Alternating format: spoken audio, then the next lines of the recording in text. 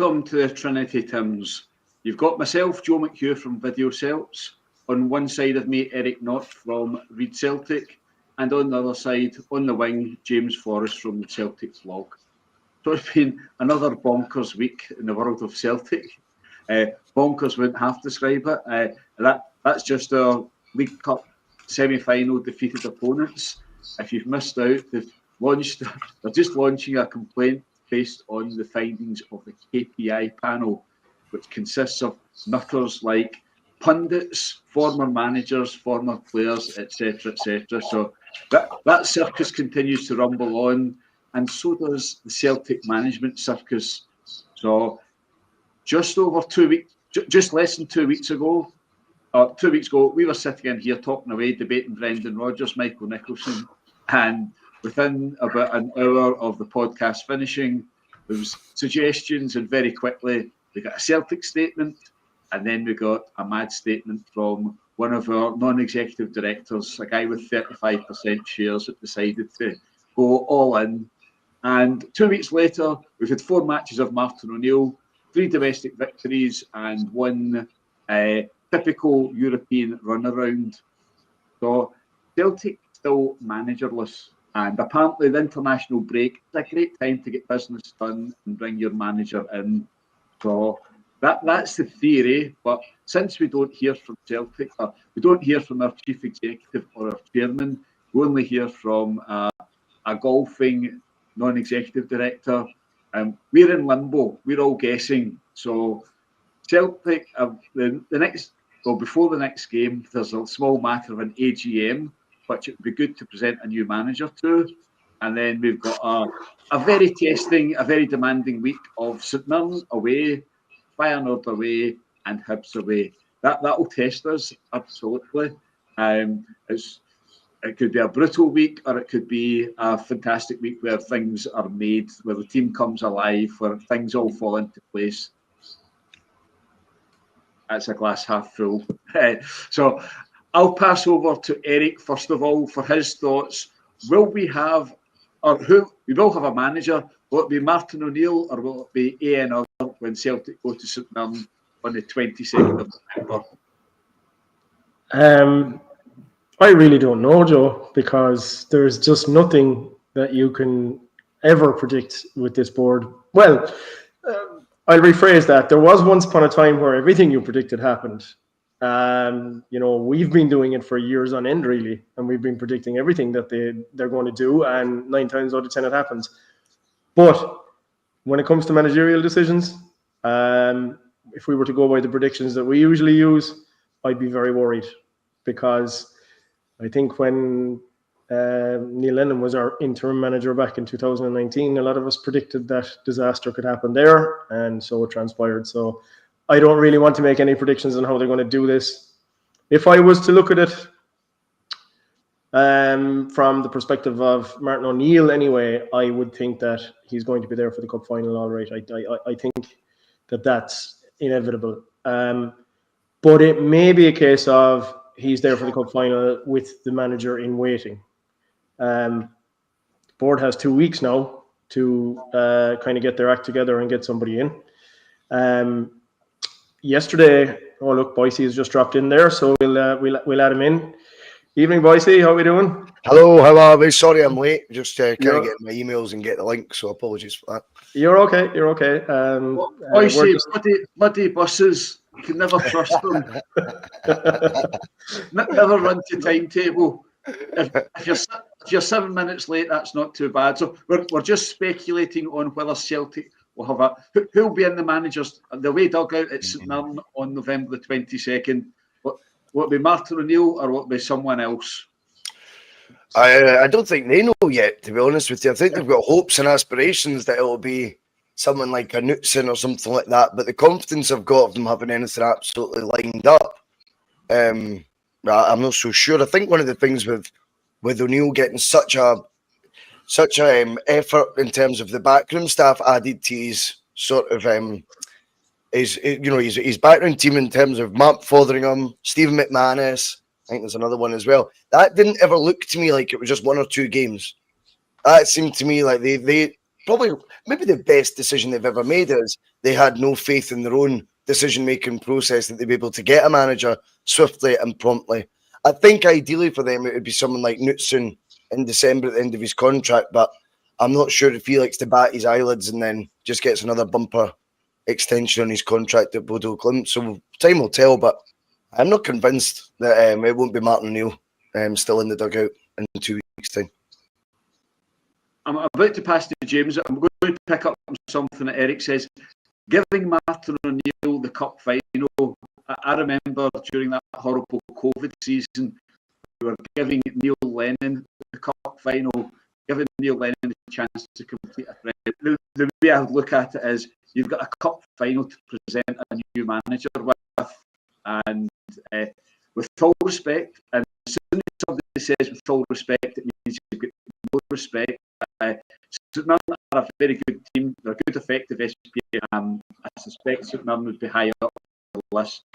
So a St Mirren Cup final should be a great opportunity for a new manager. But James, you were telling us before we went on air that you've been doing a little bit of research, and you suspect we might have the guy that's getting traction today could in fact be Ange too. Tell us about that. Well, I know that's what they're looking for.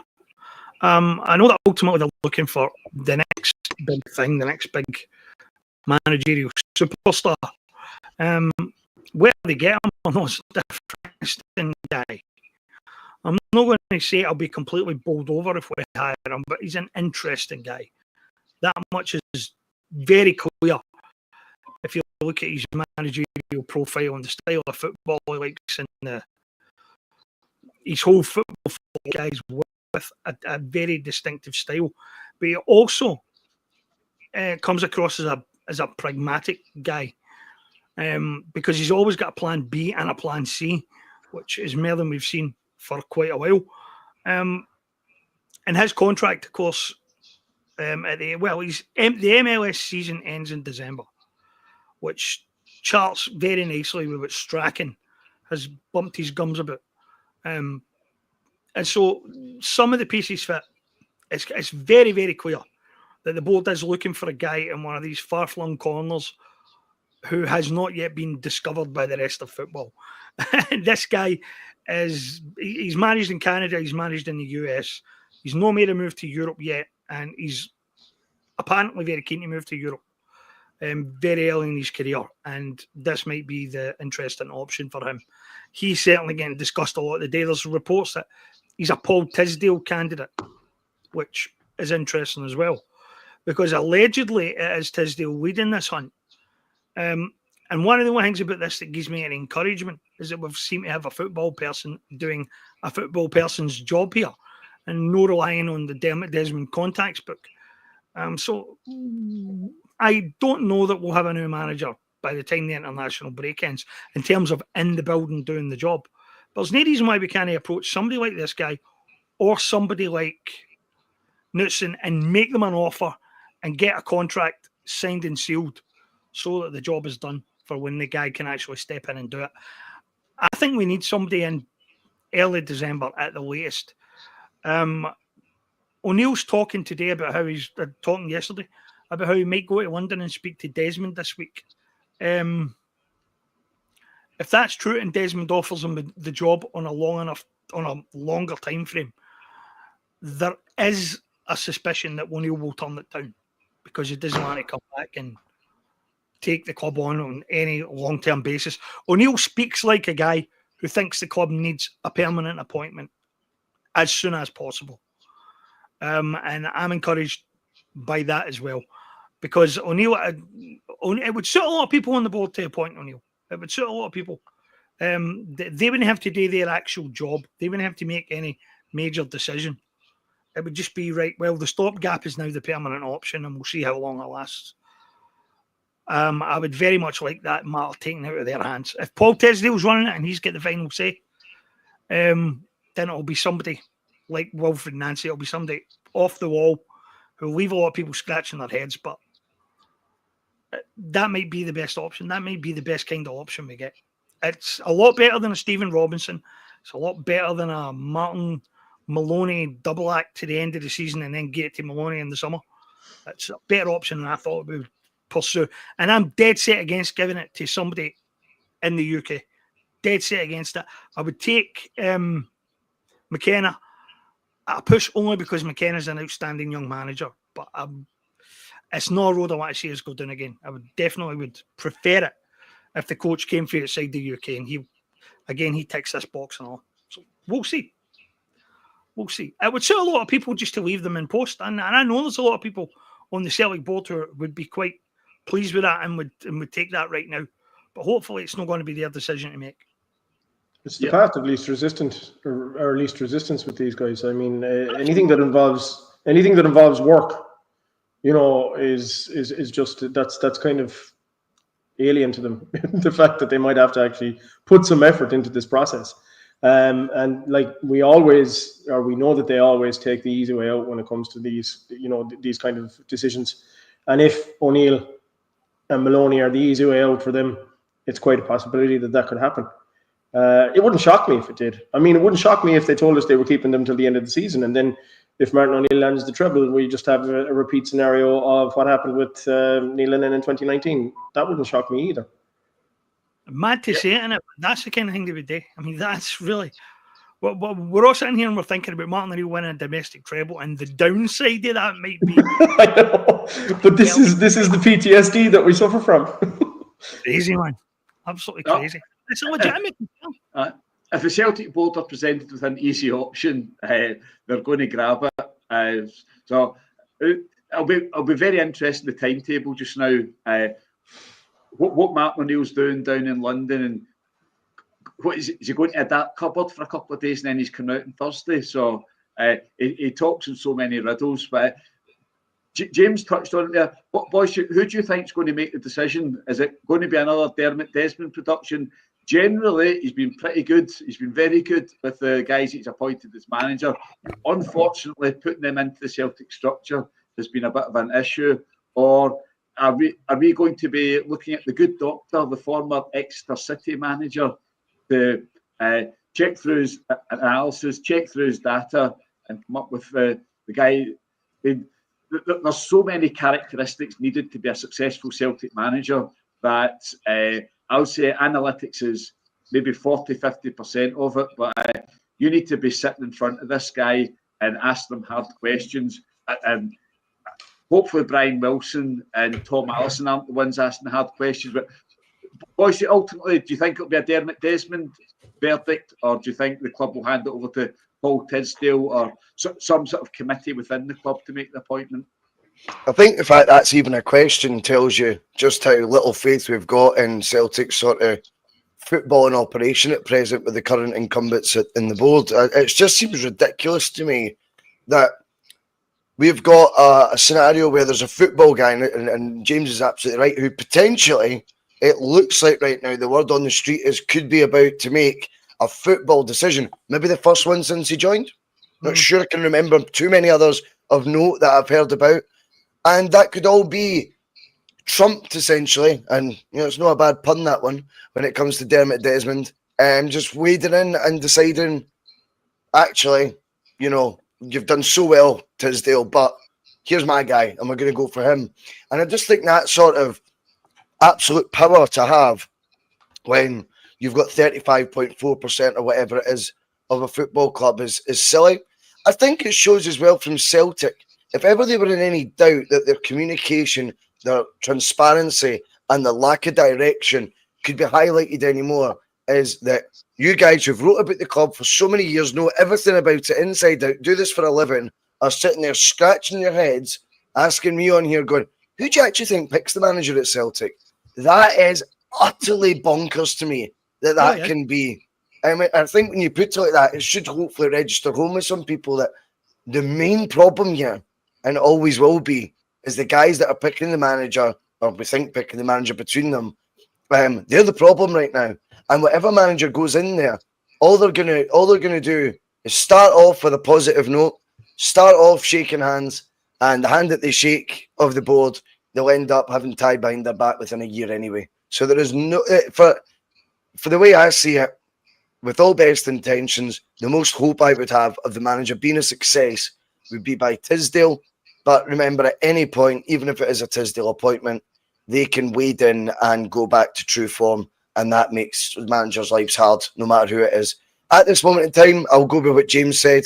I think it looks like it could be getting led by the football guy, but without sitting on the fence, I really don't know when it comes down to actually the final decision, because I still think there's many wee twists and turns that this can take. But yeah, damning that we don't know. Yeah, no, it sums it up. There's no communication. There's no structure in place. It's guesswork. You're trying to read into this, that, and the next thing. And I think Derek McGregor in the Sun today was putting a jigsaw piece together, and Tisdale's got connections to Nancy's or Nancy or whatever. We'll call him Wilfried. We'll call him WN. That should save any confusion. So Tisdale's got connections to WN's assistant manager, but I mean, it's a bad day when a former Exeter City manager that we know nothing about, he's been in the job for over a year now, hasn't said a peep, and we're all just trying to guess it. Is he involved in transfers? I mean, when Tisdale came in, his remit included rejuvenating the academy and producing Champions League players. Fair play to the academy team. They beat Albion Rovers 2-0 at the weekend. That was in the back of losing 4-1 at Clyde Bank. So we might have a few Champions League players ready to come through. But Eric, do you think it's going to be a Dermot Desmond production, or are you just? I mean, none of us know. It's just your interpretation, the signs that you're reading. Yeah, I mean, look, I did a fairly extensive article yesterday where I kind of fleshed out, at that time, or I don't know if it's still the case, but the bookie's favourite is Kjetil Knutsen. And I sort of looked at, it from the perspective of, we know how spiteful and vindictive Dermot Desmond can be, right? And I kind of posited the idea that would Dermot Desmond just go all out to get a really good manager just to give Rodgers the finger? And then following that, would he actually give that manager a pile of money just to get it right up Rodgers? And basically out of spite, similar to what he did on the back of the 2016 Scottish Cup semi-final. He was so wound up by the way the Ibrox directors celebrated in the box. Apparently, that's the story that's going around in the box next door to theirs, that he just turned around and said to the guys, I want a manager who's going to whip these guys' asses next season. And he got Rodgers. So we all know, we don't know 100%, but the rumours are abound that he does operate off spite. He can be vindictive. We all saw that back in 2020 when he wouldn't let Lennon go, when we knew Lennon was a busted flush. So what that kind of goes back to is the guy doesn't think straight. It's not that he doesn't think straight. He thinks. I think everything has an ulterior motive in the way that he thinks. It's to get at someone. It's to upset someone. It's to prove something. And right now, Rodgers is public enemy number one, clearly, with Dermot Desmond. So maybe Desmond will be able to prove Rodgers 100% wrong, and he'll make an appointment that's going to blow us all away on that basis. Not on a footballing basis, but just to prove Brendan Rodgers wrong. And you could see him doing that because that's based on his track record. But that, I said, like with Kjetil Knutsen, his whole contract at Bodo Glimt is based on the fact that he has the final say and he's heavily involved in player signings. Now, if he was to walk into a room with Dermot Desmond and start negotiating with Dermot Desmond, do you really think that Dermot Desmond is going to agree with him? If he says, look, I want a contract where I have the final say when it comes to player signings, where I'm heavily involved in player signings. Basically, I want autonomy when it comes to player signings. Similar to what Ange Postecoglou had when he came in, and we saw how quickly that was scuppered. We saw how quickly that team was sold off. But that's why somebody like Celtic's not going to change. If we remain with the same directors and we remain with Dermot Desmond in charge of the club, which, as Boycey said earlier on, I mean, it's ridiculous that he has the level of power that he does over the club. But if he remains in charge of the club and he remains with the same board of directors and they aren't changed, the club isn't going to adapt to somebody like Kjetil Knutsen. It's not going to adapt to the way that he operates, because the whole operation of the club operationally would have to change to suit a manager like him. So I don't see that happening. Wilfred Nancy, I don't know. James, you seem to have a fair idea of what this guy is like, but is he going to be a guy who comes in who's a yes man? Is he going to be a guy who comes in? The absolute blueprint manager is architect. His teams have to play a style of football, so he needs the players that can play that style, and he won't settle for less than that. Yeah, and that's the same with Knutsen. Knutsen has a certain style. He plays, like I said yesterday, he plays a 4-3-3, but he's very much about his players fitting into the system. And we've discussed often enough about, square pegs going into round holes and Rodgers not having the players that he required to fit the system that he had, and that's why the system failed. Knutsen is going to require the same. From what you're saying, Nancy is going to require the same. And that's, to me, is just something that Desmond and the board are not adaptable to doing. They're not going to give someone autonomy over player signings and over recruitment.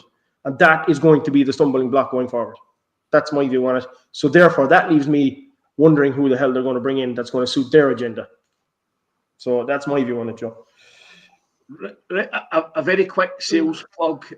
We're 30 subscribers short of the magical 2,000. I think Boise Bus is well past 2,000 or there or thereabouts. So if you can give us a little subscribe, if you can give us a thumbs up. I normally just put this in at the end of the show, but I've remembered something this time. So if you can give us a subscription, if you're already subscribed, give us a thumbs up and put in a comment or come back later on with a comment. But on a slightly different track, we've got Boise with us today, so we're going to make the most of them. Boise, what was your reaction on Friday, around about tea time, when the Celtic board decided to launch another attack on the Green Brigade? There's been very, very selective, the evidence that Celtic have put up.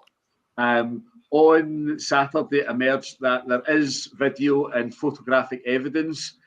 On Axom today, I heard Kevin Graham say that he saw some of the video clips of the incident, and he says that it doesn't paint either side in a very good picture. So what was your take on the speed of Celtic's reaction? So it took them 7 months to produce the Fairhurst report after the kettling of fans on London Road. And for a game last Wednesday against Falkirk, the following Friday, they brought in a blanket ban on about 600 Celtic supporters, when at most the evidence that they presented was 80 to 100 people leaving their seats to go to the concourse. So be good to get your take on it. What was your overall view of it, and how the story's evolved since Celtic came up with a statement in their ban? I don't think any of it's any coincidence that they know that the people in question are very much of the sack the board sort of fans collective movement, and I think right now anything that they can do to dilute those voices and find any excuse for a ban and over exaggerate potential sort of crimes, if you want to call it that, or whatever, I think they'll do that right now. They're in a position where they're trying to damage limitate how loud the voices are of the sack the board chants, the consistency of it, and see little things like this. They think that's going to win, because if you take that element out, who starts the chants? Who's got the? And they're challenging basically the movement as a whole right now. And I think Celtic have doubts about the longevity of the fans collective, and they've got two ways of going about this right now. They can silence certain aspects of it. They'll never be able to silence a huge percentage, but undeniably, Joe, you could get something like 600 done like that, and it does have an impact. Oh, so they thought. Of course, the Green Brigade were pretty tactful in managing to find their way back in at the stadium, which I thought was wonderful to see as well, and I hope that cheesed them all right off at boardroom level. But they've also got another weapon that they can use as well, which I'm more fearful of than these ones. I think when Celtic go down the road they did Friday, they unite the movement more. And I think Celtic's other weapon that I've already seen whispers of will be things like, let's reopen talking about the Celtic end and things like that. And that's where they're going to try and kill the movement with kindness. And I'm not saying it would work, but I'd be far more wary of Celtic going down that road and making compromises and quid pro quos, if you like, as opposed to them going down the road of what they did Friday. Because for me, I just smirked when I seen it, and I just thought, this is perfect. You're back playing into our hands again. With Martin O'Neill, you could see at first everyone's going, oh, that's a good move by the club, in the sense of your heartstrings are obviously going to get pulled straight away with Martin. You don't want to see his legacy tarnished because of toxic atmospheres at the game. So it was a clever move in if you look at the debate between the collective and the board in isolation. That was a good move on the chessboard, I think, to get O'Neill back. But that one on Friday, yeah, I think that just creates vigour. It just reminds you of why the collective was set up, why so many people signed it, and more of the same, please, from them, because it didn't get adhered to. It got overcome by, obviously, if you've seen the footage, obviously tickets were given at the Green Brigade anyway. So I was delighted to see that personally, and I think there'll have been a lot more hashtags of sack the board on throughout all the social media platforms after that on Friday. And to be perfectly honest with you, whatever it takes to do that and get that trending as much as possible, I'm all for. So well done, Celtic, to me. 100%. The Celtic collective has been brilliantly fueled by the club's boards. When the collective didn't even have a name on, I think it was the 3rd of September when the letter, or the open letter, went out, signed by about 100 different groups. And that would have been a little bit irritating, but following that, we had the Friday story in the Sun undermining Brendan Rodgers, and then the Saturday Celtic statement warning us that we were on the brink of falling foul of UEFA financial fair play. I mean, the way that the board has reacted has built the collective fantastically. They quickly got a meeting, and the minutes of that meeting was absolutely horrific. I mean, anyone that was wavering and saying, "Oh, I think one of the first plans was to paint the collective as noisy teenagers. It's the ultras guys. It's those guys looking for pyros, looking to own Celtic Park, looking to run it their way." But it's far from that. Various podcasts, including this one, have had more mature members of the collective on board and explaining what's going on. And the collective is such a broad church. There's so many different people, different ages, and every daft action that the Celtic board comes up with seems to strengthen the collective. So I'll pass over to James. I'm sure he's got more than a few views. James, got to be said, James is no fan of the Green Brigade. He's been highly critical of them many times, and he takes a bit of a pasting for speaking out against the Green Brigade at different times. But James, unlike others, James will review every incident on its merits, and you can speak for yourself, James. I'll let you go. It's weird, you should say that, because I've been reviewing past incidents on their merits as well now in the last couple of days. And the more I review them and the more I speak to people who were at the centre of them, the more convinced I am that the club told myself and other members of fan media a bunch of lies about the last incident, about the one for which the Green Brigade have their suspended sentence. And it's just it's just one of the things that I've been curious about for a wee while. And I've never actually had a chance to test the theory, because obviously, as you say, I've been highly critical of the Green Brigade guys quite a lot in the past. And it's only recently that I've started to get a couple of them, a few of the main guys through the collective and whatnot, and spoke to them about a lot of things. And I'm starting to put things together a bit that I've been theorising in my own head about for a wee while. And the more information I get, the more convinced I am that the incident for which I've abandoned in the first place was grossly misrepresented by the club and the way they presented it to fan media to sell that idea on their behalf. And I was one of the guys who did quite a good sales job on their behalf. And I think I got bullshitted. And I don't like it. And I don't like the idea that people at the club thought they could get away with that indefinitely. I've been suspicious about it for a wee while. But the more I learn and the more I hear, the more convinced I am that it's the case. There is a wee analogy I like to use at times like this. King and his advisor are in a tower looking down on all the peasants at the bottom of the castle walls who are clamouring to get in, break down the door and lynch the pair of them. And the king says to his advisor, how the hell are we going to fight our way through that? And the advisor says, we're not going to. We're going to tell the guys with the pitchforks that the guys with the torches don't like pitchforks and want to take their pitchforks away. And by the time they're finished with each other, we'll just walk out through the middle of it. And that's what our board is trying to do here. It's a transparent attempt to divide and conquer. It really is. It's pathetic, right? And as you highlighted a moment ago, Joe, right? People have actually seen the footage, the actual proper footage, as opposed to the wee bit that the club released, which doesn't really show you anything. And it's not supposed to show you anything. Your imagination is supposed to join up all the dots there. And if you dislike the Green Brigade, you will see Green Brigade, in your head, you will see Green Brigade members piling in for no reason other than to rescue their comrade who's getting rightfully arrested. And if you are more sceptical towards the board, you'll just see a bunch of guys running down there to find out what the hell is going on. I am sure the real footage doesn't paint either side in a good light. But that's all the more reason to treat what the club is saying with the deepest amount of scepticism. Because the club has already lied about stuff like this before, and we know that that's a fact. The club has at least intentionally misled fan media before on this subject, and that also is a fact. And at this moment, it's not a coincidence that this has happened at this moment in time.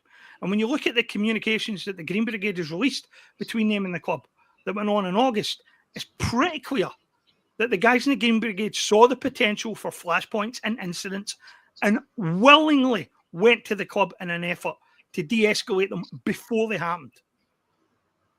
And the club has ignored it.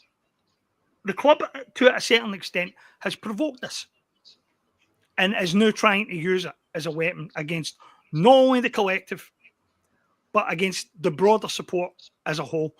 And it's such transparent nonsense. It's dreadful. And the worst thing about it is that they've resorted to collective punishment, which is in itself a piece of absolute nonsense. This is the second time in the space of a few weeks that the club has released a statement has gone out on the club's official website, which states opinions as legal facts. And it was as dangerous this time as it was when Dermot Desmond's statement called Rodgers a this and a that and it made all sorts of allegations against him. To actually stand up some of what they have said in this statement, they need court cases and legal fact, and they don't have either of those things. And even if they had court cases and legal fact, that would only entitle them to ban the people who are named in those court cases and who are, as a legal fact, involved in this incident. And a collective punishment against hundreds of people for the actions they were, at most will be about 20 or 30, is bollocks. It's ridiculous. And it doesn't matter whether you like the Green Brigade or not. It doesn't matter whether you agree with their politics or not. That is just an injustice, no matter which way you dress it up. And if it's not all right for it to happen to you, then it's not all right for it to happen to them. It's disgusting. Well said, James. Eric, I'll throw it over to you. How unusual is it that a police officer, possibly two police officers and a steward, were assaulted inside Celtic Park at the Falkirk game and not a peep of it got out? No charges were made, no arrests made. And then on Friday, Celtic came up with a ban on 600 people based on very little. What's your take on that, Eric? It's all very strange, isn't it? You know, nobody arrested, nobody, you know, nothing reported really after the game. And to me, and I pretty much agree with the other guys, it all just stinks of they want to silence the biggest voice of dissent, and that's it. And this is their excuse. Like we've said enough times, we waited so long for the Fairhurst report based on the Kettling incidents last March. It took them months and months to get that out. Yet pronto, a week after the game against Falkirk, we have a ban against the Green Brigade based on allegations that there was an assault on a steward and two police officers. And look, we know how heavy-handed the police officers can be around Glasgow. We also know that if they were assaulted, arrests would have been, I believe anyway that if 2 police officers were assaulted at Celtic Park, backup would have been called in and there would have been a mass amount of arrests. It's that simple. So to me, this whole thing stinks. It's bullshit. It's all it is they want to silence the biggest voice of dissent. The biggest thorn in their side has been the Green Brigade. The most, the guys produce all the banners, they produce all the chants, everything that's kind of hurting them effectively, or they feel can hurt them the most. That these are the guys that can hurt them the most, so they need to silence them. They also feel that they're cutting right down through the heart of the collective by doing this, and that this then will sow disarray amongst the collective and cause us to lose momentum. That's why it has had is emotive language. Yeah, and we have effectively, it's given us more momentum rather than taking momentum away from us. It's given us more momentum because it's going to show strength through unity, and the collective are just going to get stronger off the back of decisions like this from the board. And I can't understand why the board don't actually see that. The more that they go against the grain in this, the harder their life is going to be. The more that they try to split this up, this group up and this movement up, the more galvanized it's going to become. So all they're doing is shooting themselves in the foot. That's all they're doing. And they're only going to make life tougher for themselves. But it seems to me it's right now because they know I wrote an article on this particular subject on Saturday, and I said we're now living in a tin pot dictatorship at Celtic. That's what it is. And it's on its last legs. It's teetering on the brink of collapse. And this is what happens with tin pot dictatorships when they're teetering on the brink of collapse. It's a scorched earth policy. They literally try to take everything. If they're going down, everything is going down with them. And that's what they're doing. It's all out of desperation. It's desperation to shut the fans up. But the fans are just going to grow louder and louder. The more that they try to silence dissent, the more louder it's going to become. And collective punishment, as you've said, James, and as Boise has pointed out as well, it's ridiculous. There's people who probably weren't even at that Falkirk game who are being banned. And that to me is just, it stinks. It absolutely stinks.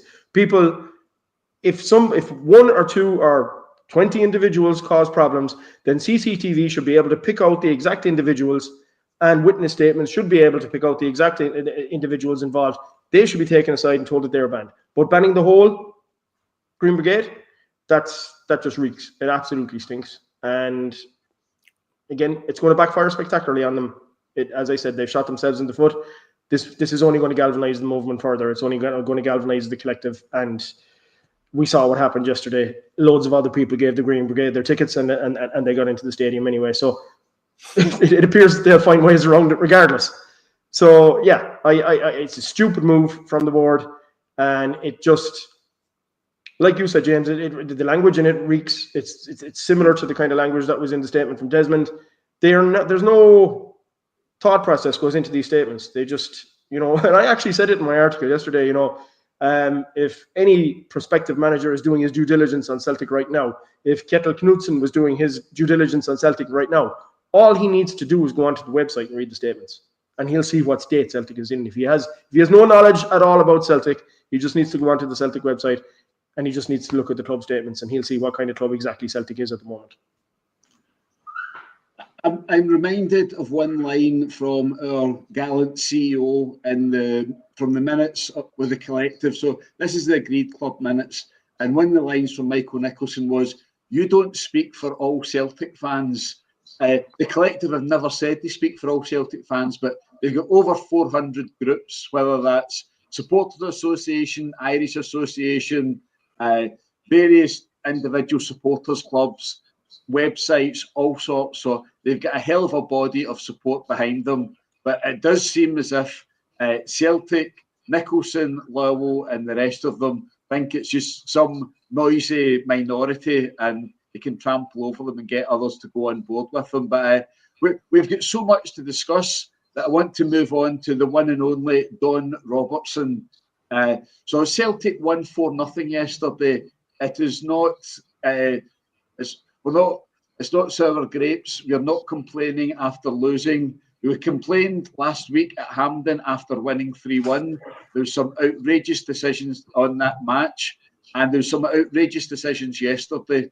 But one of the big things from yesterday is there's a pattern. There's a very definite pattern. That pattern isn't Don Robertson getting too many Celtic matches. So as a reminder, we've had 11 matches in the SPFL this season. Robertson has their home matches against St Mirren, Hibs and Kilmarnock, and also the Glasgow Derby. But if you want to zoom in, as Eric has done tonight, zoom in on the last two matches that Don Robertson's had with Celtic. Celtic against Hibs, I think it was 75, 76% possession, and the full count was 116. Yesterday against Kilmarnock, just to prove that wasn't a one-off, the Celtic had 74.7% possession, just under three quarters of possession, and the full count was 4 free kicks to Celtic and 14 free kicks to Kilmarnock. There's a couple of ridiculous incidents that highlighted Don Robertson and his, I was going to say, a unique style of refereeing. It's a uniquely Scottish style of refereeing because, again, without giving too much away about Eric's article, Eric compared the stats from the Celtic and Kilmarnock game with Aston Villa's 4-0 win over Bournemouth. So there's a few issues here. Why? Well, we know why does Donald Robertson get games? Because he delivers, he manages event management, match management. He keeps it competitive and reduces the edge that Celtic has. But Eric, tell us a bit more about your article. Hope I've not given too much away and folk race over to read Celtic to look at it afterwards. But what the hell is going on with Don Robertson, and what can we do to get him to apply the laws of the game to both teams fairly? Well, I just asked the question, is he the most inept referee in Scottish football, or is he actually quite smart in what he's doing? And to me, it looks like he is quite smart in what he's doing in every game. So what I did was I just delved, as I said in the article, I could have gone deeper, but I just delved into the last 3 games that he refed involving us at Celtic Park.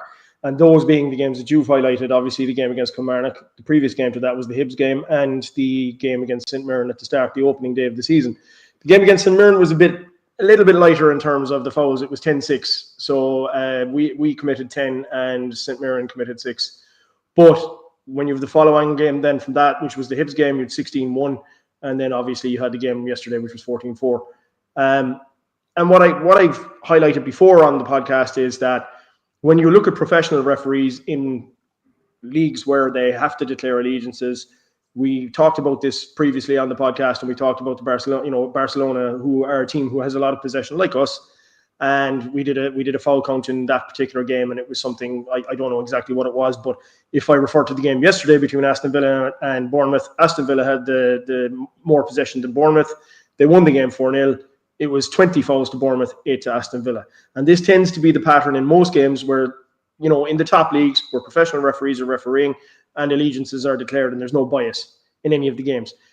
It stands to reason that the team that has the most possession is the team that is going to be getting chased by the team that doesn't, and they're more likely to commit fouls. So there's a pattern there from Don Robertson. If you wanted to delve deeper into every game that he referees involving Celtic, 9 times out of 10, you're probably going to find out that the foul count was Celtic had more of a foul count than the opposition that they were playing against.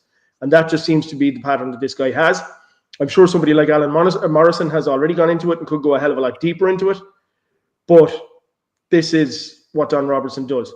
And as I said, I asked the question, is he the most inept referee? Well, I don't think it's ineptitude. I just think it's bias. And he just simply does not like Celtic. He's put in charge of Celtic as often as he is because he doesn't like Celtic. He makes decisions off the cuff like he did yesterday when it dies in my head. It didn't even touch James Brown. And we will all go back to the famous penalty that he gave for Alex Shalek, against Ross County back in 2017, where Eric Sviatchenko was about 2 feet away from Alex Shalek, and Eric Sviatchenko got a yellow card, and they got a penalty. And lo and behold, afterwards, Shalek was done for simulation and banned. He got a retrospective ban. But I'm sure if it goes to the KMI panel, like that yellow card would be rescinded because there was no contact between Dyson Maeda and James Brown whatsoever at all. He didn't touch him. Well, as I said in my article, it must have been the vortex or the gale created by him going by that turned Brown upside down. I don't know, but it's obvious that this is the pattern of assistance from Don Robertson to every opposition that we play against. You know what I mean? I think the only yellow cards that can be rescinded is mistaken identity. So I suppose you could stretch it and say it's mistaken identity that Maeda committed a foul. But as a little insight, the perception is that Don Robertson is actually one of us. Don Robertson apparently was brought up being sympathetic to Celtic. So you've got that strange situation where these guys totally flip and go overboard to show how unbiased they are. And Don Robertson has certainly perfected that. I mean, there's so many incidents to pick up on. Midway through the second half, Celtic were breaking away and he pulled us back for an offside that was absolutely useless. I've got to credit one of my uncles. He came up with the term the disadvantage rule. And Scottish Craig Thompson was the first referee to really go to town in that. But it must be part of the training now. If you can apply the disadvantage rule, you do it. You break up Celtic's play, and equally, the Celtic are looking threatening. You can pull them back for a free kick or an offside. Boys, what was your take on the outrageous performance of Don Robertson yesterday? I tend not to get too cheesed off with these situations, and that's probably damning on my behalf, but just because you become apathetic to things when you see them year after year. I know that's not maybe the right attitude, but it's something that you just almost expect now to happen. And I feel that, see the Maeda one, for example, I think that's the one that's getting the most sort of traction again on the old social media and things like that. I don't understand what it is they think they're seeing there or how they can be that bad at their job. And I take your point when you're saying if this is someone who's meant to be of a Celtic persuasion growing up, I always wonder, I mean, a lot of people, I think, I see some in the chat as well saying, yep, definitely is. I mean, if that is the case, the numbers that are getting said by Eric, none of it doesn't add up in terms of the bias thing. Is there almost like whoever your masters are, because they're aware that you are maybe of Celtic persuasion, are you going out above and beyond your way to impress them and stay in your job by, look, told you I could be impartial. And it's not impartial, it's the absolute reverse of that. But that suits them, the paymasters. I don't know. Wasn't Willie Collum the same? Willie Collum was supposed to be a Celtic fan, and he overcompensated beyond belief in a lot of games. Yeah, you know. I don't like getting too caught up in it because I feel as well, I'll tell you the reason for that. See, when I look at Rangers getting beat last week, Sevco, whatever you want to call it, right? Last week, and they were absolutely clutching at every single thing they possibly could and basing it on the referees. And when I see it, I think of how tragic it is. So in my mind, I'm like, I don't know if I've made peace with the fact there's a shocking level of biasness or incompetence, and I like to gloat in victory, and I like to sort of put my anger at Celtic when we don't get the results that I want, as opposed to referees. I think when I seen that last week, it reminded me of how tragic it can potentially look. But the numbers don't lie that Eric's saying. 4-14, 4-16, and Celtic in both those games have had 3/4 of the possession. That can't make sense in any other realm.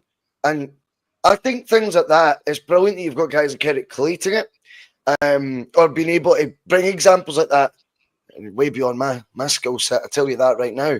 But if you can get more examples like that, where you can find games throughout, I think, any corner of the world, where you can find games where the home side has 75% possession on average, and yet has committed around 3-4 times as many fouls as the away team, and the away team's number of fouls committed in a game they've only had the ball, or the opposition have had, the home team have had the ball 75% of.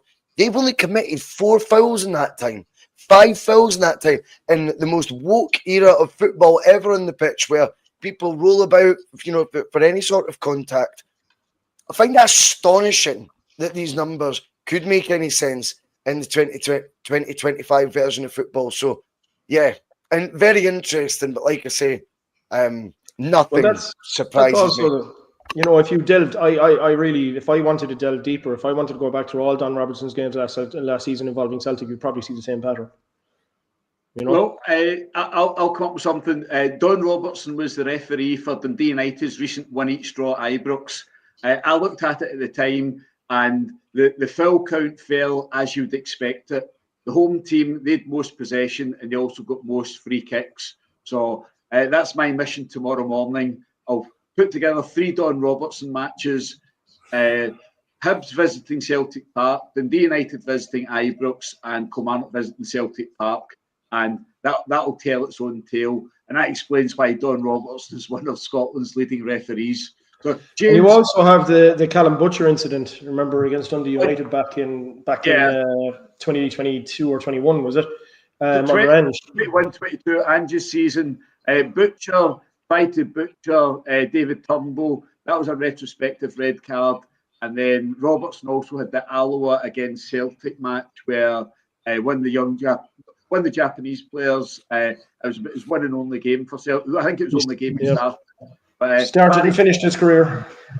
Barry Ferguson and Bob Malcolm were in charge of Alloa, so that was a free-for-all. James, now that you've put your phone away, what was your impression of Don Robertson and his bizarre, baffling, strange interpretation of the laws of the game at Celtic Park yesterday?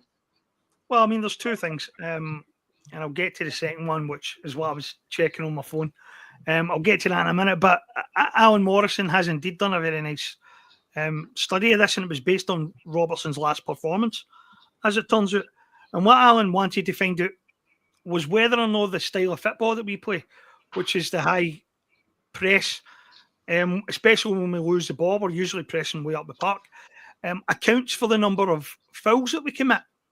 And so he looked at, I think, it was the top leagues in Europe and the top clubs in those leagues that play a similar style of football to Celtic's. And the one that was closest to us in number of fouls committed as a proportion of possession and whatnot was Paris Saint-Germain. And even by their standards, we are a massive outlier. So it's just a fact. That is just a fact. This is the current version of patterns of assistance. And we've all talked about how referees don't have to give massive decisions against you to break up a team's momentum. And what I found interesting about Morrison's study on this is that he's talking about how many minutes the ball is in play in these games, right? And I think based on the amount of minutes that the ball was in play, Celtic, who had something like 80% possession in that last game that Robertson reffed, we had the ball for 80% of the game. They had the ball for like 16% or whatever it was. And that accounts for 16% of X number of minutes. And when you broke it down, we had committed a foul every 1 point something minutes that they had the ball. It's ridiculous. It's mad, right? There's no way that it's legit. There's no way. And when you consider the PSG stat, that we're a massive outlier even from them. And they play almost the exact same way as we do, with a high press and try to win the ball as soon as you lose it. It's nonsensical. To think that this is not happening is to ignore the evidence of your eyes and the hard numbers. But what I was checking, when I was checking the name of a book I've recently started reading, it's called Broken Yard. I was trying to figure out who the writer was. And basically the book is about the Metropolitan Police. And it's about the scandals and the corruption in the Metropolitan Police.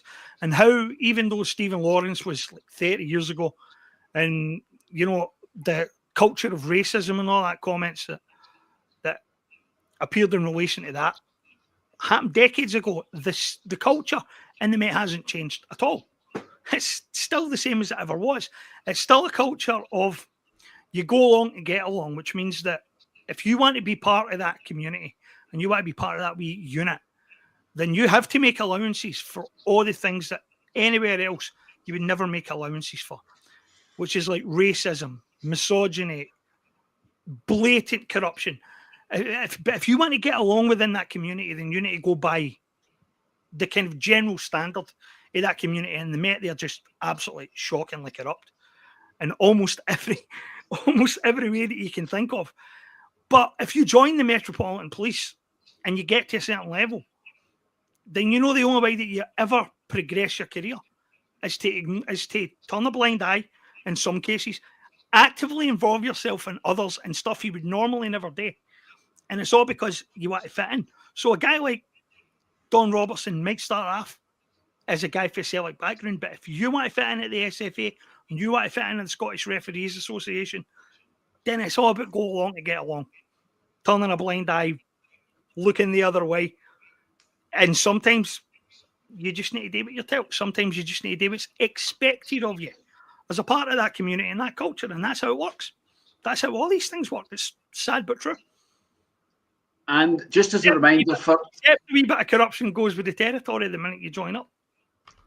As a reminder for any non-Celtic fans looking in, that discussion was based on a match that we won 4-0. So there's no sour grapes. It's the best time to highlight these things.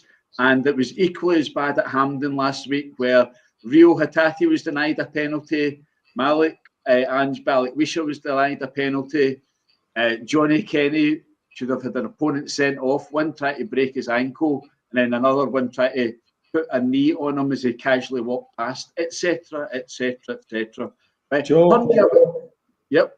Can I just make one point? I did a fairly extensive article last week on Luciano Maggi, who was the ex-CEO of Juventus, and all the corruption that he was involved in the refereeing corruption scandal back in 2004, and the extent of the corruption that he was involved in and what he did, how devious he was in the way that he even ensured that referees would yellow card certain players so that they'd be banned for the following game so they wouldn't have to play Juventus and all that kind of stuff, right? Now, this is in a league where the referees have to declare allegiance, where the referees are professional. And that league was ripe, absolutely ripe for corruption back then. So to expect us to believe in a banana republic of a football association like the Scottish FA, that our league has never been ripe for corruption and has never been corrupted, and that all these guys are just honest, hardworking guys and nothing goes on behind the scene and they make honest mistakes all the time. If a league as elite and professional as Serie A could be that totally torn apart by refereeing corruption, how do we think that it's not possible that could be going on behind the scenes in our league as well? Mate, I'll put it another way. It's a disconnect that always bothers me. The disconnect is completely screwed, right? On the one hand, we market our country as having the most intense derby in the world, right? We're a tiny country. There are two massive clubs in this country. Almost everyone in this country who goes to football on the weekend either goes to their club or our club, right? Now, this is how we market the game, through the prism of these two massive clubs.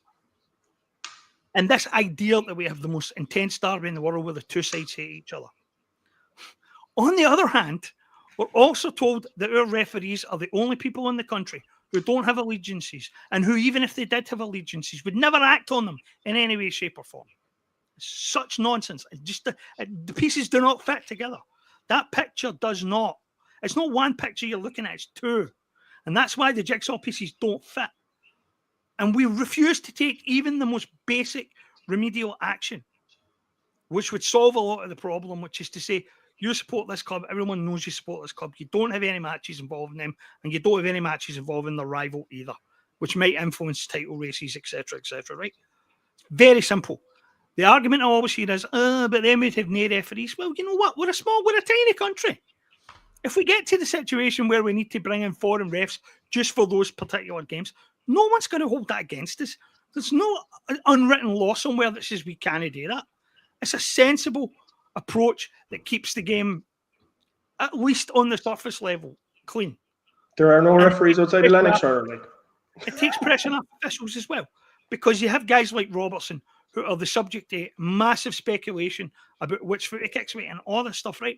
And you get the same stuff pointed at guys like Beaton and Dallas and Stephen McLean and all these other guys. You could just remove the suspicion completely.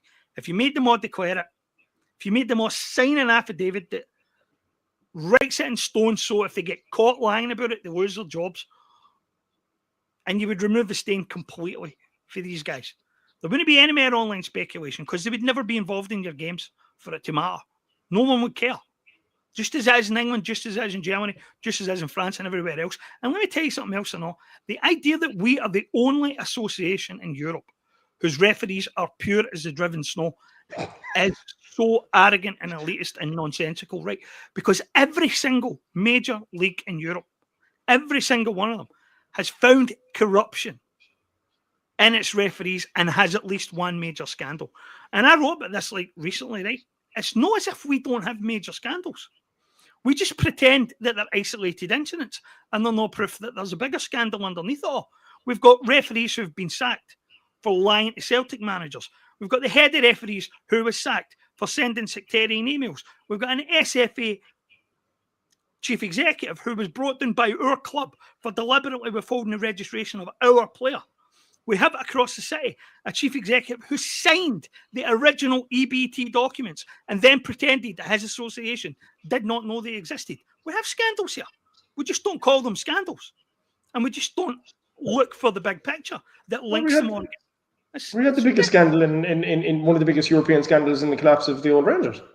You know, and like, do you mean to tell me that during, let's just say, for example, that time when Luciano Maggi was getting away with what he was getting away with in Italy, that was smack bang in the middle of the EBT era. That was smack bang in the middle of the time when David Murray was running the game in Scotland. And you don't think there was any corruption going on in Scotland? Of course, there was corruption going on through the EBT scheme. But you don't think that he had sway over the referees or that he didn't give any backhanders to referees ever? It's absolutely crazy. You're very naive if you don't think that was going on, especially back during the EBT era anyway. What becomes clear when Maggie discuss this stuff is that the only adults in the class are the ones who are actually examining the problem and proposing the solution. Yeah, nobody else wants to do it. Right, we're about to move on to our final topic, but before we move on, I'll just suggest that if you're an aspiring referee in Aberdeen or Dundee, the best thing you can do for your career is move to Bells Hill or Wishaw and join the Lanarks of Refereeing Association. Because if you're in Aberdeen, Dundee or Edinburgh, you're not going to get near any top matches. But get yourself a nice job and a house in Wishy and you're climbing the ladder rapidly. So we'll draw a halt on refereeing issues at that. So we're going to finish up. Apparently Celtic are taking part in the Europa League this season. They've played 4 matches and they've got 4 points and there's 4 matches left to be played. Coming up in December, we've got a run of games, which is Hearts at home, Roma at home, and then St Mirren in the League Cup final at Hampden. And then towards the end of January, in between Europa League matches, away to Bologna and at home to Utrecht, we've got a trip to Tynecastle. So I know what my priorities are. It's those games against Hearts and St Mirren, and that might be me being very parochial, etc., etc. But based on the games against Kairat Almaty, based on 4 Europa League matches, we haven't got a hope in hell of progressing in Europe. And the reward for progressing in Europe would be 2 more midweek matches in February for our threadbare squad. So I'll put it to each of you briefly. Is there any point in throwing everything into these Europa League ties, or should we just be putting in a token and effort into them and prioritising the domestic matches at the weekend either side? Over to you first, Eric.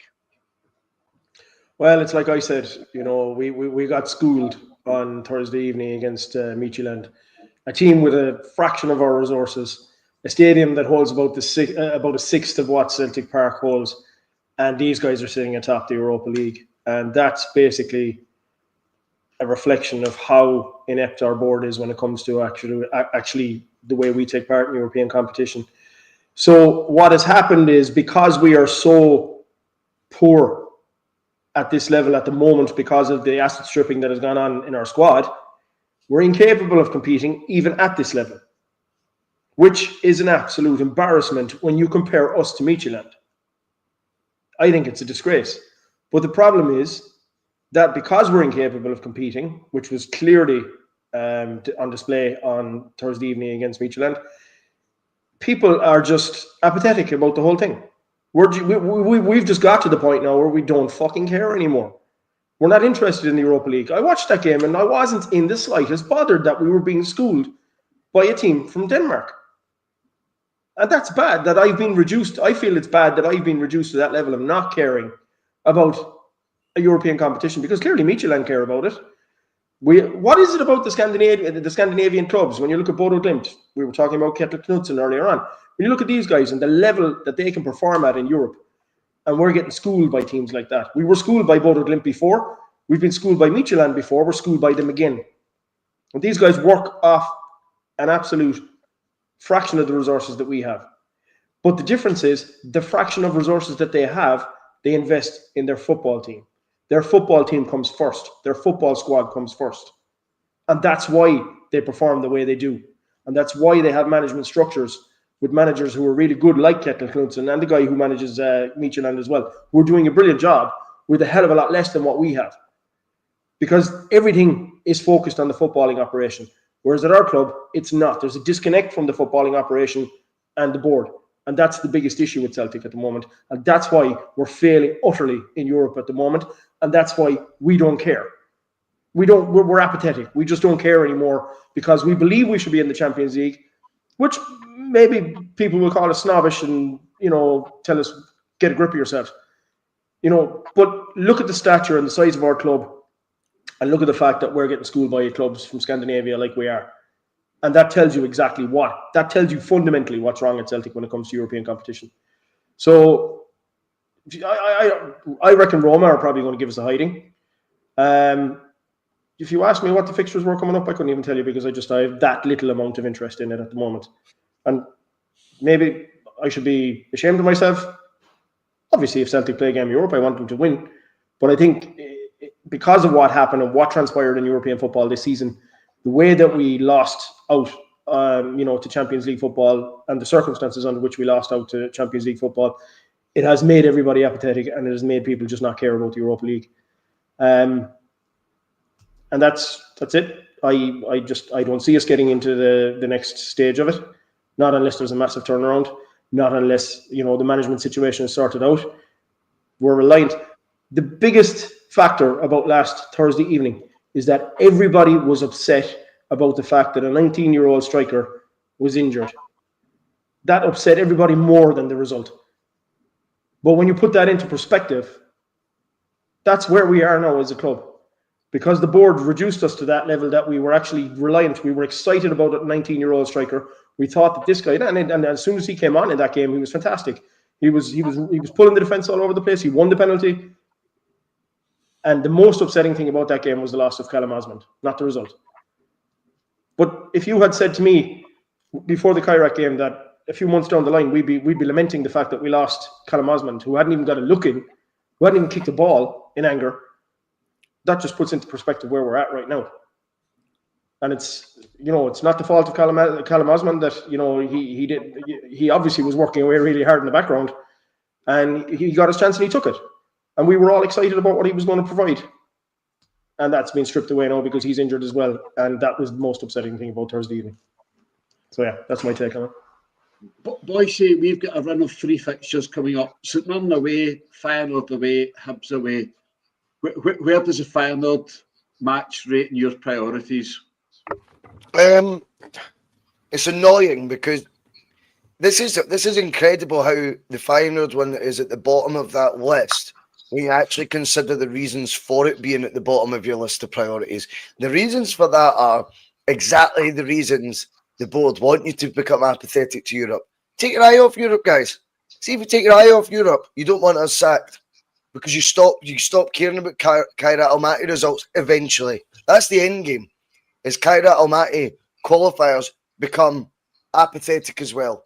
And before you know it, there's never eyes on them, there's no heat on them, and all their bad decision making they get away with. So you're going down the road they want you to go down. Rest assured of that. Domestic bliss is what they serve up. You sell an asset a year, they make their profits, they meet their KPIs, and we go again. If we get another treble, they want you to continually feel that glass ceiling of Europe, a glass ceiling that they built, by the way, gets lower and lower. And when we become more apathetic to Europe, the more it suits them. Again, what would the other reason for Feyenoord being the lowest of the priorities? Well, interesting enough, it's because we're doing so poorly, even domestically. So the one thing they did have their domestic bliss, they've not even got that right. And they can blame Brendan all you want, but I mean, if ever there was a manager with a decent domestic record over the years, it was Brendan Rodgers. So it's some an anomaly for him to be suddenly the main reason or the main culprit for such a despondent start to the season, albeit he has to take his share of the blame as well. But that's two huge negatives as to why the Feyenoord game is the third priority.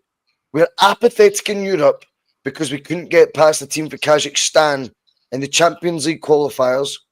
We were going for our fourth group stage in the Champions League this season.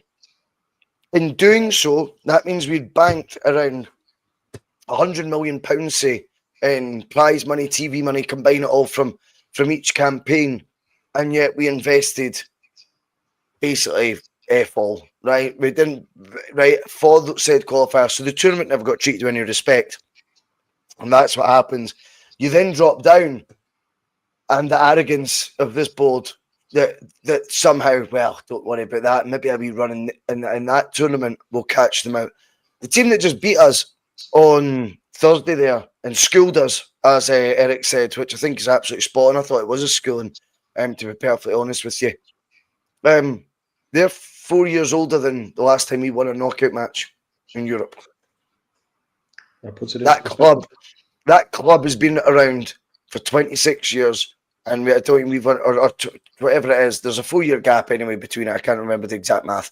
But that, if you think in that time, Celtic's domestic bliss, I think someone actually commented, Joe Devlin, I think it was, in the comments, and he said, the domestic bliss is tainted by the European failure.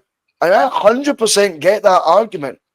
We've had our banter years and all that. So, see, when you look back, you go, would you be, you know, if you were, I don't know, say your grandchild, 30, 40 years, why is it you think that was such a good era? You beat a team that were going through their banter years.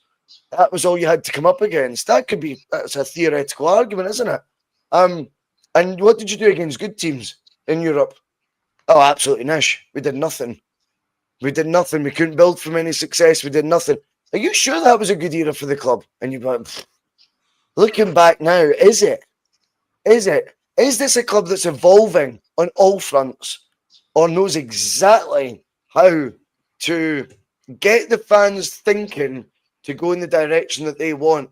And I do agree, by the way, the Feyenoord out those 3 games, Joe, is the least priority. And you said yourself, when it comes to Europa League fixtures, you've essentially given up on it. This is what they want. Europe, forget it. Domestic bliss, though, Joe. Celebrate another treble, and how great is everything at Celtic Park again? I think that's what they're looking for, mate. And sadly, we all become a byproduct of that, because you have to inevitably work out what the worst, weigh up the worst possible outcomes are. And the least sore one would be getting hammered off Feyenoord at the 3 games you mentioned. Well done, Celtic. Well done, Boyce. I was reading today, somebody said that the aims of the Celtic board is to, if you want to bring in a James Forrest analogy, it's like a Formula 1 race, and you want to win the race going at the slowest possible speed.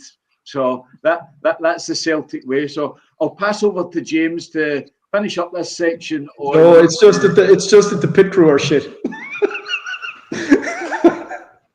So I'll pass over to James to finish up, and then we'll pass over to our special guest, Boyce, to tell us all about the Boyce bus and when we can catch more Boyce online. But James, what's your take on the Europa League nightmare? It's worked out exactly as all of us feared it would.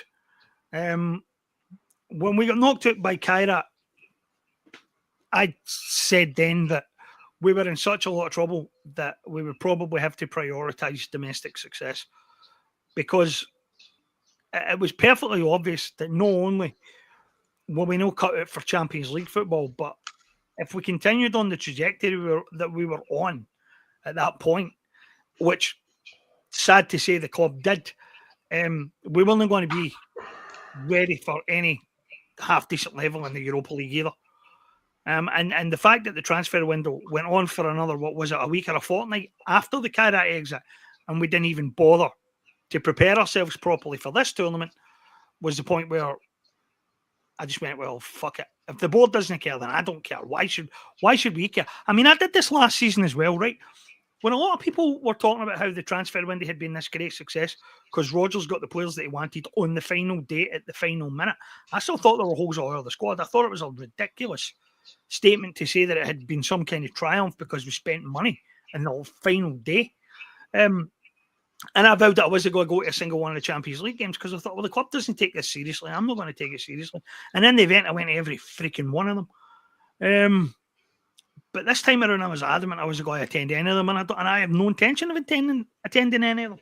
I've even missed out this year on my European trip away, which I loved it. I love going to a European trip away, and I've not even got any interest in doing that in this competition. And the worst day it is, as you said, Boise, we have put ourselves in such serious peril by the way we went about the summer that we're now in a title race, which we should never be in. And what we've got, the squad is so threadbare, we've got no option but to prioritise. And unfortunately, as parochial and small-minded as it will sound, it's not just that the league is the bread and butter, the league is the whole ballgame, right? Because if you don't win the league, then the whole thing is pointless.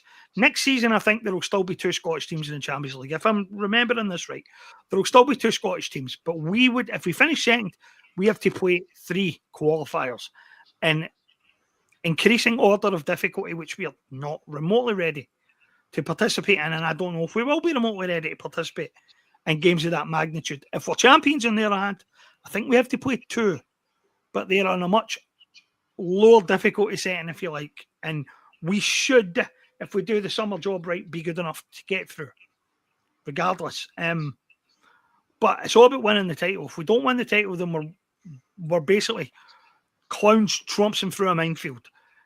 And fail to win next season's title, and that's the real Armageddon scenario, because my understanding of that is correct. The team that finishes second doesn't even get into the Europa League, which is a catastrophe on a whole other level. So for the next couple of years, it might have to be domestic football first, unless we have a really radical overhaul. It's such a self-made thing, though. That's what's so frustrating. It's all self-made. Like this whole, the coefficient points. I mean, we used to laugh, and myself included, that you just keep topping up the coefficient points ranges where your reruns in Europe and stuff, and we'll keep winning the league. But we contributed nothing towards that like we should have, and this has all came back and bit them. This is what people need to understand. It's not just about Kairat Almaty. No. See what James is talking about there, when you look at actually what the potential is for how difficult, even if you win the SPFL over the next few years, based on our drop-off in the coefficient standings.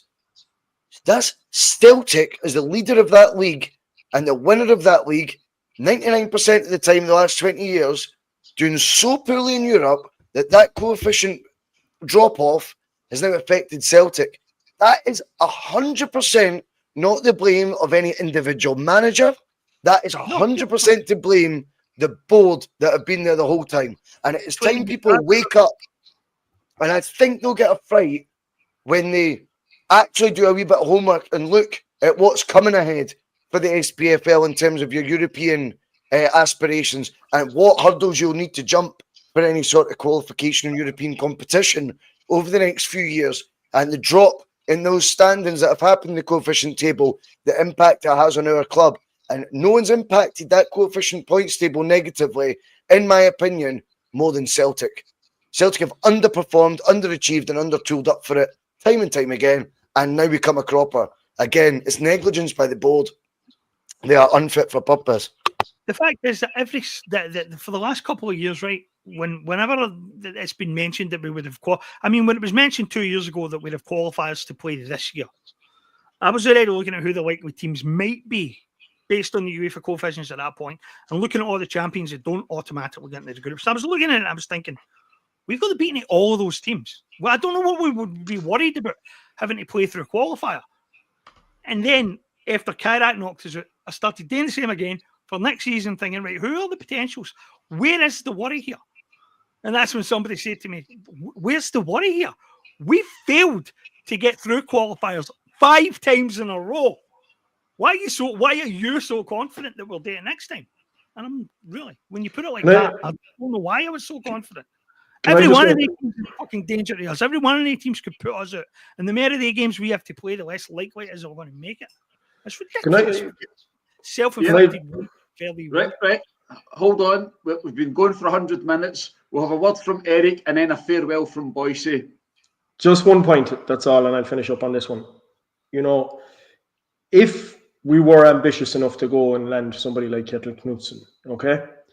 He operates, again, on a fraction of a budget in comparison to ours at Bodo Glimt. Yet he's able to deliver success by their standards, by a club of their size's standards. He's able to deliver European success season after season with them. And if our board was willing to bring in a manager like him, he's not going to spend a fortune, because if he had autonomy, he has an eye for a player, just like Ange Postecoglou had. Ange Postecoglou didn't spend a fortune at Celtic. He was very shrewd in the players that he brought in, especially the players that he brought in from Japan and the prices that he paid for them and the timing of the way he brought them in. He knew exactly what he wanted to fit into his system. And that's the thing with the likes of Knutsen. He knows what he wants for his system, and he won't spend an absolute fortune to do that. But if he was full judgment to be supported, and his way. If he was given autonomy, he probably would probably get Scandinavian players, quite a few Scandinavian players into the team who were more than capable of playing in his system. But this is what's needed at our club. We don't need to be spending up. This is like people keep saying to us, domestic dominance and winning domestically is the key. Like we have to always win. Obviously, we have to win the league to get into the Champions League if we want to have any chance of getting into the Champions League. That's fair enough. But we also have to understand that winning the treble in Scotland lands 5 million. Playing a home game in the Champions League lands 3 million. Playing 2 home games in the Champions League lands 6 million. That's, what we can win financially, domestically is nothing. We do need to win it to get into Europe and to be able to compete in Europe. But again, I'm just saying that maybe even Wilfred Nancy, these guys aren't going to spend fortunes of money. They're just going to identify decent players. But that's what the club needs to do. They need to give them autonomy. They need to, this shit of emailing Dermot Desmond for approval, all that's got to stop if Celtic wants to have any chance of going forward in Europe.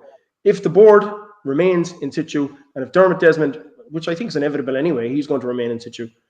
But if the board and he still try to work in tandem together, this club's going nowhere. It's not going to go anywhere. And a manager is going to come in, and if he's told, like Brendan Rodgers was, that he'd get autonomy and he'd be allowed to, bring the players in and he would have the final say in players, which Desmond tried to say that Rodgers had, but that's clearly not the case because we've seen the calamity that's happened in terms of transfers. We just have to move away from the model that we're currently on. It's self-destructive to the degree that it's landed us where we are right now. It is a self-destructive model now. It's a self-destructive way of operating. And if we continue in that path, we're going to continue to self-destruct. Right. So we're going to finish up now.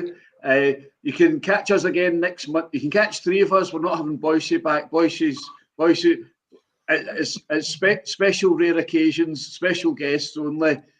You'll us 3 Trinity Tims back next Monday at 6:30. You can catch me on Video Celts. You'll get Eric on Read Celtic, and you'll get James on the Celtic blog. Over to our special guest. Where can we catch the Boise bus?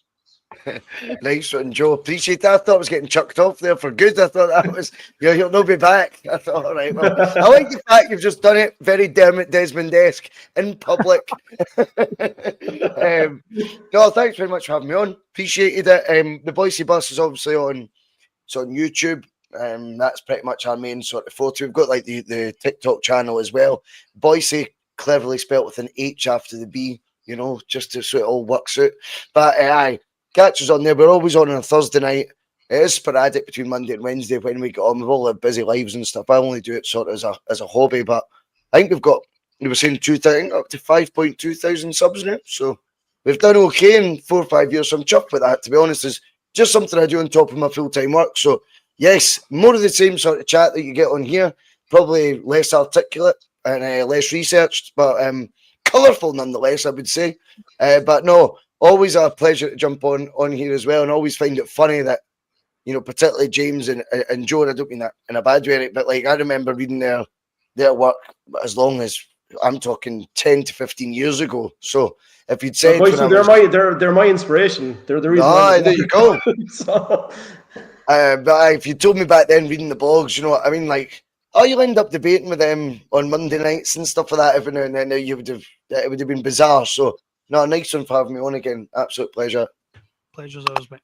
Right, folks, that's all for now. Catch us again next week, and do all your sharing, subscribing, and hopefully we're through the 2,000 barrier and chasing after the boy saying his 5,000 mark before you know it.